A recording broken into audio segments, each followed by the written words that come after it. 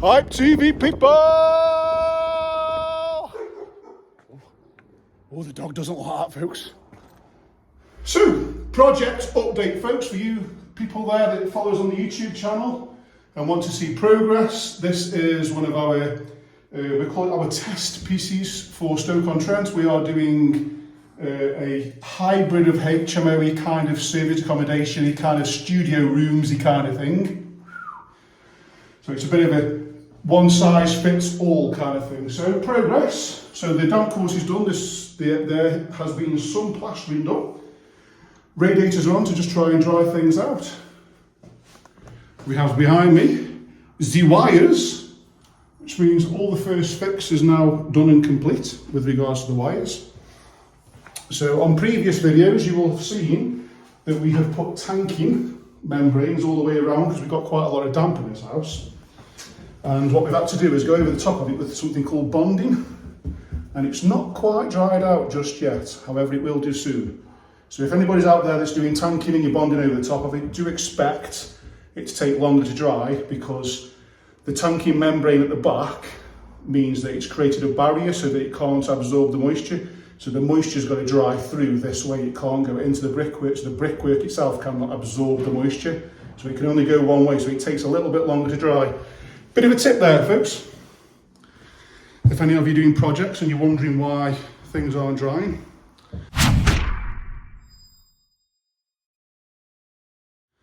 So as any of you will see behind me, you'll see a little bit of a difference. So, standing here, behind me, so that's pink stuff. Another slight variation or slight thing that we can change.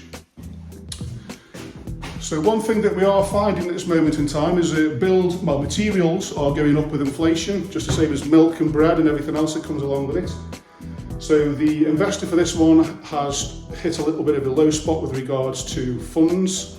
So what we've had to do is halfway through the project, we've gone from plastering, which is this stuff here, the pink stuff, and we've now opted for what's called joint and taping, which means, let's go here behind me, which means on the corners and where any boards meet, we sort of plaster, but we use something called a jointing filler.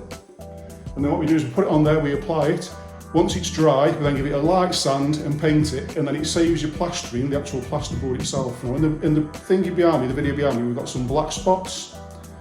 So that's actually mould that's formed just because there's quite a high moisture content in here because it's not been ventilated and the heating hasn't been on, so it's the right conditions for condensation. However, we've just spent the last couple of hours getting the heating on so we can try and warm the place. That means it will then kill the conditions for the black mould to grow and it will die off, so then we'll just have to wipe it with a little bit of bleach and we can paint it and sand it and it's all good. So don't worry folks, we've got it in hand.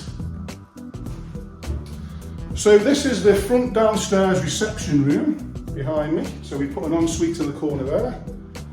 And as I turn around, this space here is going to be a small kitchenette. So it's going to have a sink, unit beneath and a unit above. So this room is literally going to be almost self-sufficient. So it's going to have its own toilet, shower, bathing facilities, a bed, and then a kitchenette that's going to go in there. And another tip for you there, folks, if you are doing HMO conversions, if you know, you know, but if you don't, if you are putting a kitchenette inside a bedroom, you then also need to adapt this where you also need a heat alarm and a smoke alarm. So the grade of the fire detection system needs to change because you are sort of introducing another hot zone. Even though you haven't got a cooking facility, it's a microwave per se, but say you've got a toaster on there and you're burning some toast, if you've only got a smoke alarm in here and not a heat alarm, it's going to wake the entire household, whereas if you've got both, it should help to diminish that, is what they say.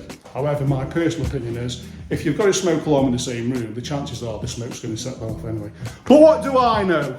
It's what the regulations stipulate and what the HMO officer insists on, therefore, I do what they say. So, where were we? So let's have a look at progress. So we've got some jointing and taping, we've got some doors that are ready to be hung, we've taken them out of that so we can acclimatise the door, which means it can get used to the temperature inside the house. Now we put the heating on before we fit the door. So this is another tip, is if you don't take them out of the packaging and leave them for a day or so, the timber is a living product, so the timber actually expands and contracts. So if you leave it inside then it's really cold, and then you fit your doors, the chances are your doors will either swell and go bigger, or they'll shrink and they won't fit in the door frame properly. So tip is, leave them in the area for a couple of days so they get used to the heat and the temperature and the atmospheric conditions inside the house, so that the timber can swell and swell and expand how it needs to, so that it can sort of become a level thing, and then fit the door then, and it'll stop, hopefully, any more future movements. This video is full of tips, folks. So this is the lounge. So we've put a concrete lintel across there and opened that up, so it gives you the illusion of an open plan space, which it is. We took the window out there and we put patio doors, all signed off by building control. And as you'll see behind me, you might be scratching your head going, John, the plasterers have missed down here and down here. This is actually intended, so this is an experiment that we're doing to again try and reduce costs, but also add a little bit of a feature or a bit of a wow. So what we've done is we've left the brickwork exposed, and if you imagine you've drawn an imaginary line where my tickling stick is, right the way down there, this side here where it's a little bit lighter, we've washed with soap and water, and this side we haven't. And what we're going to do is wash all of it, and then we're going to seal it with some PVA so that so the dust doesn't come back out, it holds the dust inside, and that's going to be left as a brickwork. So it's designed to add a feature. The reason is, again, for budgets and costs. If we haven't had to plasterboard it, then we haven't had to pay for it, and we haven't had to pay for the labour. If we haven't got to plasterboard it, we also haven't had to pay for the material and labour for the painting. So although it's not a huge saving, it is some saving, but it also adds a bit of a feature to the room. So it is intentional, folks. So we'll pan around. We built some stud wall there that separated the two rooms from before. Spin, spin, sugar. Ding, ding, ding. And there we have it. So we'll go through now into the kitchen, which is now been fitted. Oh, we can't see much from that angle, John. Let's go here. So kitchen units are in, which has been completed today. Kitchen units over there. Okay. So, what have we got here? So we've got a fire door frame going in here, right next to the kitchen. So this is obviously a bit of a bit of alarm bell with a HMO. So what we have done is over here, we've got a fire egress window, which means in the event of a fire in the hot zone, which is obviously the kitchen, we're going to have a fire door in here, which will prevent the fire coming from the kitchen into the bedroom. But if there is a fire in there and the alarms go off, said person or tenant can open the window and jump outside. So we have thought about it, folks. So this is going to be a very quirky room, because it's quite a small bedroom. And I'm going to show you on the plans now where we are, so shutting!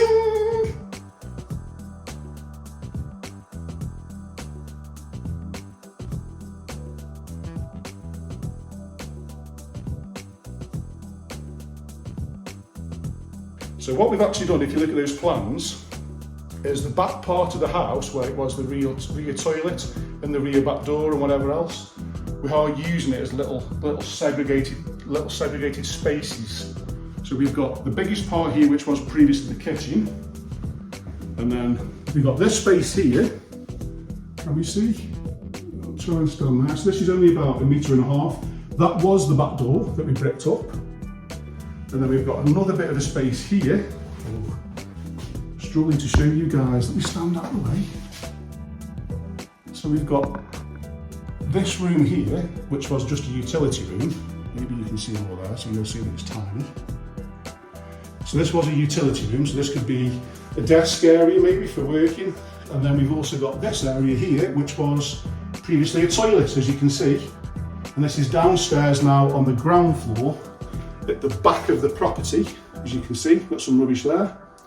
So that's about where we are. So that last part of the house on the ground floor, we've actually converted it into a bedroom. So it's a good little cheat of how you can use that space. So I'm going to walk you through now. into the front huge bedroom. So as I said before, the budget has started to run out with material increases. So upstairs has been fully skimmed. So as you can see, plaster work, which is the paint stuff on here. The paint has actually come in now, it's started to undercoat the joinery, so the joinery's been second fixed up here. Light switches and stuff are in here, so the second fix electrics are almost done, so we're not too far off completion. I'm going to estimate 3 weeks. Again, going in with the theme of said exposed brickwork, we've left that open for a feature. Again, there will be a kitchenette. And like I say, you've got a massive window letting loads and loads of light in. And there is your ensuite. Beautiful, people, absolutely beautiful. So, smaller room. So this will be one of the rooms that's going to share the communal bathroom. And again, using a bit of brickwork there, it needs a bit of clean and then a seal. So we'll see what it comes out like once it's been painted. My personal opinion, I think it'll actually look quite cool, because I like how it's got the old ash mortar, which is black between there. So I like how it's giving it like a little bit of dark, a bit of depth. Ooh, bit of depth. Right folks. I am not responsible for the choice of tiles in this room. Just let that be said, and no, not me. So this is the shared bathroom. Again, as I've said it quite a few times now, of 2 people. And we've got some green tiles that are like that for a feature. If you like green tiles, then maybe it's not a bad thing. Spin round, bearing in mind I cannot see now because you are on the selfie stick. And now on this side, oh look at my nose, woohoo! So, I'm going to explain to you the reasons why I personally do not like them. So, nothing to do with the colour. If you like green, you like green. If it was black, either way. My tip as a builder, and my logical way of looking at things, because normally when something goes wrong, it's me that has to come out and fix it. Because we've got this wall here, although it's only a small span, this wall is made out of timber, right? It's been made by us, so I know that it's solid enough and it's been done to regulations, etc. But if I push on there, because I'm quite a big bloke, there's only got to be a little bit of bounce, just a tiny bit of movement in there. And once all this has been grouted up, that little bit of movement, once it's dry, can cause a hairline crack. And then what happens is the water runs down, water will find a crack, and it's called a capillary action. It'll suck the water back and it'll go behind the tile. And then behind the tile, we've got the plasterboard, which means eventually the plasterboard will become wet and sodden and start getting mouldy, and eventually the tiles will start moving and coming out. So even if you do have tiles inside an ensuite, I would always recommend that you have big tiles, because if you think about it, each one of these lines is a hole. So the less holes you've got where there's somewhere where there's water, the better chance you've got of having no leak. Because these are tiny, tiny tiles and they're all over the place, there's so many possibilities of somewhere having a bit of a capillary action or a little bit of a crack and sucking back. I just don't like it, folks. I would much prefer to use aquaboard, or at least use huge tiles, so you've only got minimal lines, so you've only got minimal gaps where water can get in. But that's my opinion and my justification for it. Some other people might look at it and go, oh no, it looks beautiful, I love it. That's fine.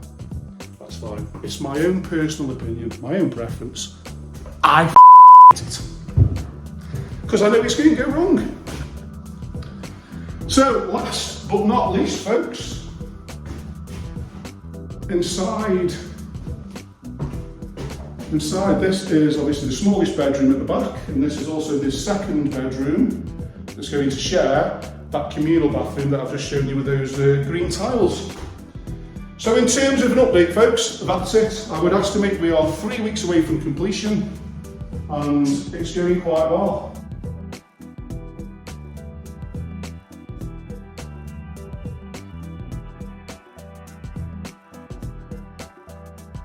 And that's it, I'll see you soon. Mwah!